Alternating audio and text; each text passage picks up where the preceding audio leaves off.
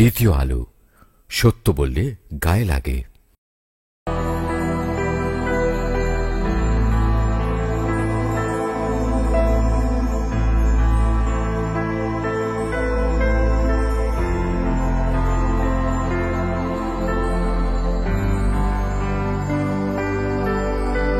আপাতত আসলে বের হওয়ার কোনো মতো পথ দেখা যাচ্ছে না যদি অলৌকিক কিছু না ঘটে।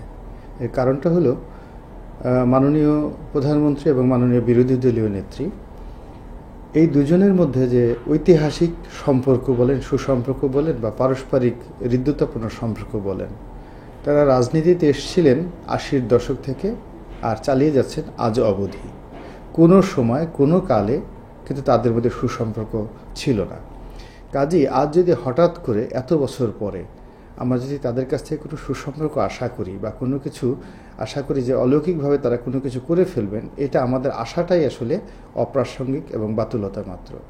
যে জিনিসটি হতে পারে সেটি হলো তারা তাদের অবস্থান থেকে অতীতে যেভাবে দেশ ও জাতির জন্যে মঙ্গলের জন্য ছাড় দিয়ে কাজ করেছেন, সেইভাবে দেশের সাথে জনগণের স্বার্থে যতটা কাছাকাছি আসা সম্ভব এবং কিছু কাজ করা সম্ভব সেটা তারা করতে পারেন। কিন্তু রাতারাতি তাদের মধ্যে যে একটা সুসম্পর্ক স্থাপন হবে এবং সারা জাতি আনন্দে উদ্বেলিত হয়ে তালি বাজাবে কিংবা আনন্দ মিছিল করবে, এই ধরনের ঘটনা অতীতেও ঘটেনি, বর্তমানে ঘটার কোনো সম্ভাবনা নেই এবং আমার মনে হচ্ছে আগামী দিনেও এই ধরনের কোনো ঘটনা ঘটবে না।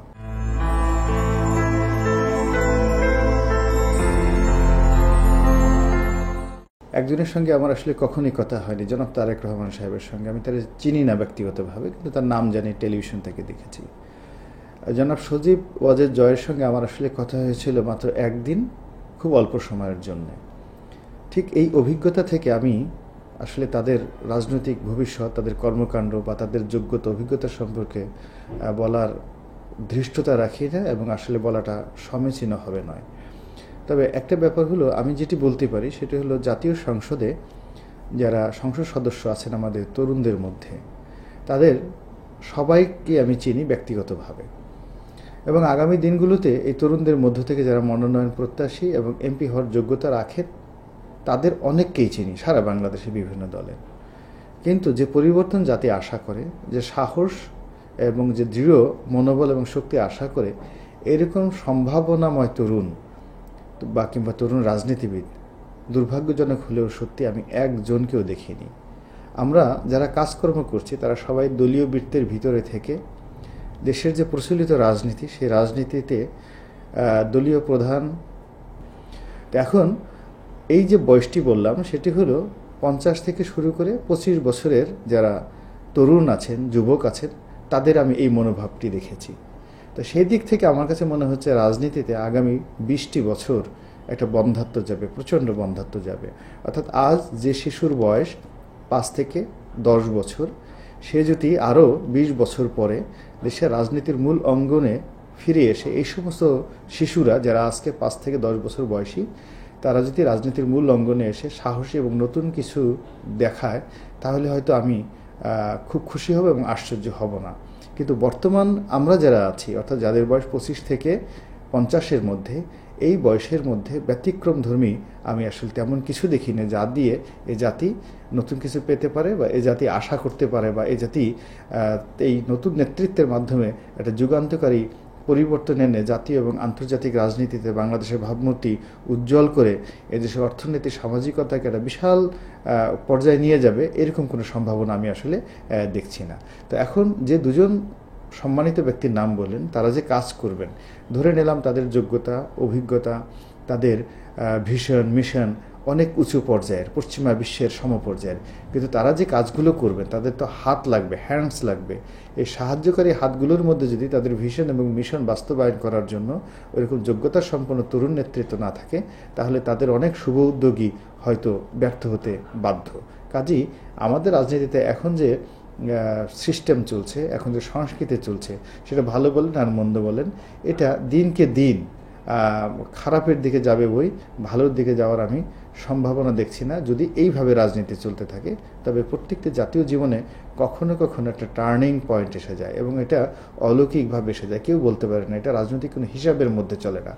সেই ক্ষেত্রে হয়তো ব্যতিক্রম কিছু ঘটে যেতে পারে, গুণগত মানের পরিবর্তন হতে পারে, বিশাল কিছু একটা সম্ভাবনার দ্বার উন্মুক্ত হয়ে যেতে পারে যদি সে ধরনের একটি অলৌকিক কিছু ঘটে। আর যদি আমরা এখন যে প্রথাগত রাজনীতি করছি, বিএনপি, আওয়ামী লীগ, জাতীয় পার্টি, জামাত ইসলামী থেকে শুরু করে আমাদের শত শত রাজনৈতিক দলগুলো আছে যে রাজনীতি করছি, এই রাজনীতি যদি এভাবে চলতে থাকে, ধারাবাহিকভাবে চলতে থাকে, তাতে আগামী দিনগুলোতে আমাদের অবস্থার পরিবর্তন তো হবে নাই, বরং দিনকে দিন খারাপের দিকে যাবে বলে আমার মনে হচ্ছে।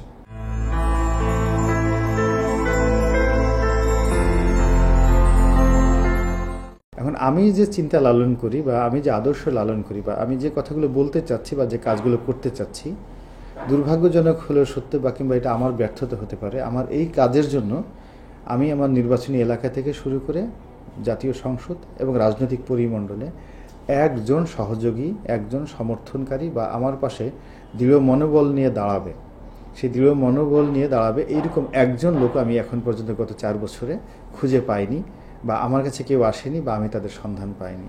ফলে আমি আমার কথাগুলো এককভাবে আসলে বলে যাচ্ছি। এখন কতদিন এই কথাগুলো বলে যেতে পারবো বা কতদিন এই কথাগুলো চালিয়ে যেতে পারবো বা আমার কতদিন এই কথাগুলো বলার উৎসাহ এবং উদ্দীপনা থাকবে, এ নিয়ে আমার ইদানিংকালে নিজেরই কাছেই নিজের অনেক প্রশ্ন জেগে উঠছে। এবং আমি অনেক ক্ষেত্রে আমি মনে করছি যে একলা চলার যে রবীন্দ্রনাথের সেই নীতি যে কেউ যদি নাও আসে তবে তুমি একলা চলো, সেই একলা চলতে গিয়ে কখনো কখনো পথিক কিন্তু ক্লান্ত হয়ে যায়। আমাকে সেই ক্লান্তি কখন পেয়ে বসে আমি সেই ভীত সন্ত্রস্ত অবস্থায় সেই ক্ষণের অপেক্ষা করছি।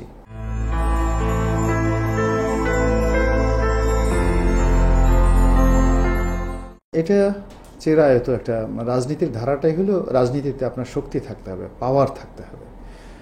পাওয়ার না থাকলে কোনো মানুষ রাজনীতিবিদ হতে পারে না, এটা খারাপ কিছু নয়। তবে দেখতে হবে যে পেশা শক্তির অধিকারী যে ব্যক্তিটি আছে তিনি যদি অসৎ ব্যক্তি হন, চিন্তা চেতনায় খারাপ হন এবং তার যে মৌল চিন্তা ভিত্তি যদি অসৎ হয়, তাহলে সেক্ষেত্রে তার পেশি শক্তিটা ব্যবহৃত হবে নেগেটিভ অর্থে। সেক্ষেত্রে সেটা জাতির জন্য একটি ভয়াবহ মেসেজ বহন করে। কিন্তু দেখা যাচ্ছে যে শক্তিমান ব্যক্তি কিন্তু তার মেধা, প্রজ্ঞা, যোগ্যতা, অর্থবৃত্ত সব কিছুই আছে সৎভাবে, যোগ্যভাবে, সেক্ষেত্রে এই সমস্ত পেশা শক্তির লোকগুলো তারা রাজনীতিতে ভালো করবে। কিন্তু কোনো প্রচণ্ড মেধাবী একজন লোক কিংবা প্রচণ্ড চরিত্রবান একজন লোক কিন্তু তার শক্তি নেই, সামাজিক শক্তি নাই, পেশি শক্তি নাই, তার মানসিক শক্তি নাই, তো ইভেন থেকে তার যে বংশ মর্যাদা সেটাও নেই, এই সমস্ত মানুষ সাধারণত রাজনীতিতে কখনই কোনোদিন ভালো করতে পারে না এবং পারবে না। রাজনীতিতে ভালো করার জন্যই তাকে শক্তিশালী ব্যক্তি হতে হবে। দুর্বল ব্যক্তি রাজনীতিতে থাকার কোনো অধিকার নেই। রাজনীতি ইতিহাস, হাজার বছরের ইতিহাস কখনো এই ধরনের মানুষকে রাজনীতির মাঠে প্রতিষ্ঠিত করেনি, কোনোদিন করেনি।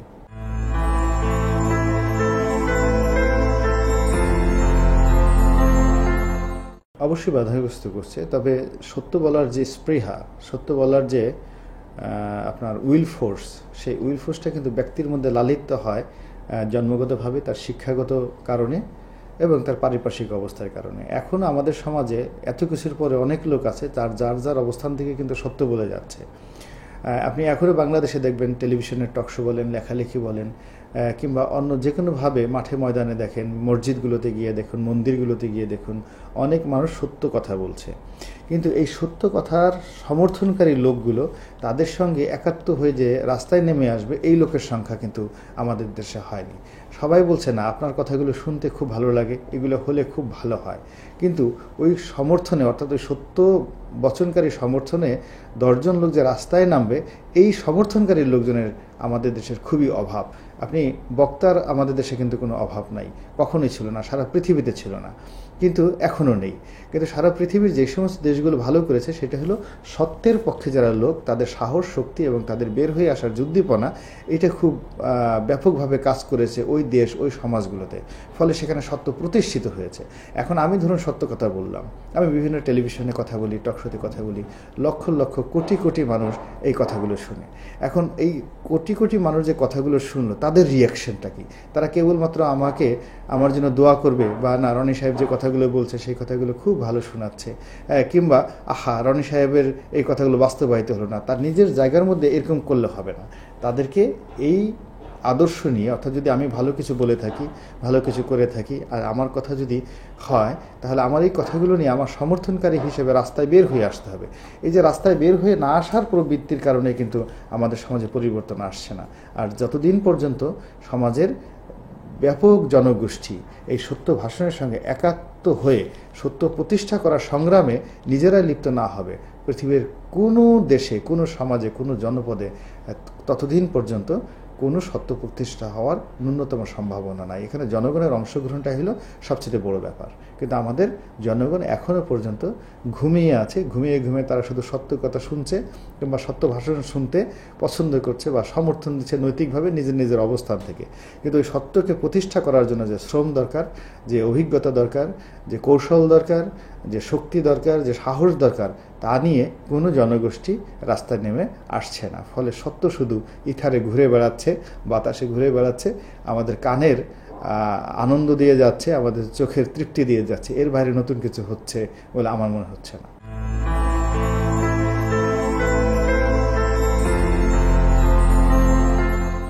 এটা গুণগত পরিবর্তনের জন্য একই জিনিস। প্রথমত হলো যে রাজনীতিবিদ যারা নেতৃত্ব দেবেন তাদেরকে সত্যিকার মন, মানসিকতা, চিন্তা চেতনায় সৎ হতে হবে। যারা ভোট দিবেন তাদেরকে ভোট দেওয়ার ক্ষেত্রে 100 বার চিন্তা করতে হবে যে আমি যে লোকটিকে ভোট দেব সে আমাকে সেবা দিতে পারবে কিনা, সে আমার কাজ করতে পারবে কিনা, বা সে আমার নেতা হওয়ার উপযুক্ত কিনা। এখন আপনি ভোট দিয়ে একজন মন্দ লোককে নির্বাচিত করলেন, একজন চরিত্রহীন কালোবাজারিকে নির্বাচিত করলেন, আর তার কাছ থেকে আপনি আশা করবেন ভালো সার্ভিস। এটা কোনো দিন কোনো সমাজে হয় না। কিন্তু দুর্ভাগ্যজনক হলো আমাদের সমাজে আমরা প্রায়ই মন্দ লোককে নির্বাচিত করে তার কাছ থেকে ভালো সার্ভিস আশা করি। আর আপনি যে সমস্ত দেশের উদাহরণ দিলেন তারা কিন্তু নিজেরা যতই খারাপ হোক না কেন, কখনো নেতা নির্বাচনে তারা কখনো খারাপ লোককে নেতা নির্বাচন করে না। ওয়েস্টার্ন ওয়ার্ল্ডে, আমেরিকাতে কিংবা ইউরোপে সবসময় যত সমাজ যত খারাপ কুৎসিত হোক না কেন, কিন্তু তাদের নেতার চরিত্র, তাদের নেতার শিক্ষাগত যোগ্যতা, তাদের মান মর্যাদার ব্যাপারে তারা এতটা সচেতন যে ন্যূনতম নিজে যে খারাপ কাজটি করছে তার 100 ভাগের 1 ভাগও যদি নেতার মধ্যে দেখে তারা তাকে নেতা মানে না। কিন্তু আমাদের সমাজে হলো যে আমি নিজে যতটা না খারাপ তার সাথে 100 গুণ খারাপ না হলে তাকে আমরা নেতা মানতে চাই না। তো এই যে একটা বিপরীতমুখী চিন্তা চেতনার কারণে আমরা নিরন্তর শুধু পতনের দিকে যাচ্ছি। আমাদের জনগণকে বের হয়ে আসতে হবে। তারা তাদের মতোই চলুক না কেন, কিন্তু তারা তাদের পছন্দের, অর্থাৎ নেতা হলেন সেই ব্যক্তি যার কাছে আমার জীবন, যৌবন, পরিবার, ধন, সম্পদ আমানত থাকবে সুরক্ষিত, এবং সেই আমানতের তিনি খেয়ানত করবেন না।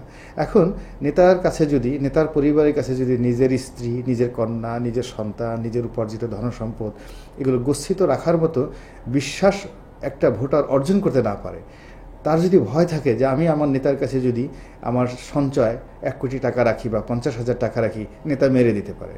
আমি আমার বিপদের সময় আমার স্ত্রীকে নেতার ঘরে আমি আশ্রয় দিতে গেলে তার সম্ভ্রম হানির সম্ভাবনা আছে। আমার খুব বিপদের সময় আমি নেতার কাছে যদি যাই, তিনি যে আমাকে বুদ্ধি দেবেন সেই বুদ্ধি দেওয়ার ক্ষমতা তার নাই, তিনি দুষ্টচক্রে আবদ্ধ। তাহলে সেই মানুষকে ভোট দিয়ে নেতা নির্বাচন করা গুনাহ, অবশ্যই গুনাহ। এবং কিয়ামতের দিন এই সমস্ত মানুষই কিন্তু আল্লাহ রাব্বুল আলামিন ডেকে ডেকে জিজ্ঞাসা করবেন যে তোমরা যে সেই দিন যাকে ভোট দিয়ে নির্বাচিত করেছিলে, যাকে তোমরা সেই দিন নেতা বানিয়েছিলে, সেই লোকটি যখন তোমার সেই সমর্থন নিয়ে জমিন অনাচার সৃষ্টি করেছিল, সেই অনাচারের দায় থেকে কি তুমি এড়াতে পারবে? এই যে অবস্থা, ফলে আমাদের যারা জনগণ আছে তাদেরকে আরও অধিক সচেতন, আরও অধিক শিক্ষিত, এবং তাদের নেতা নির্বাচনে তাদের শিক্ষা, প্রজ্ঞা এবং রুচিশীলতার সর্বোচ্চ চর্চা না করা পর্যন্ত আমি মনে করি না যে পশ্চিমা বিশ্বের যে উদাহরণগুলো আমাদের দেশের আমরা দেখি সেগুলো আমাদের সমাজে প্রতিষ্ঠিত হতে পারবে বলে মনে হয় না। দ্বিতীয় আলো, সত্য বললে গায়ে লাগে।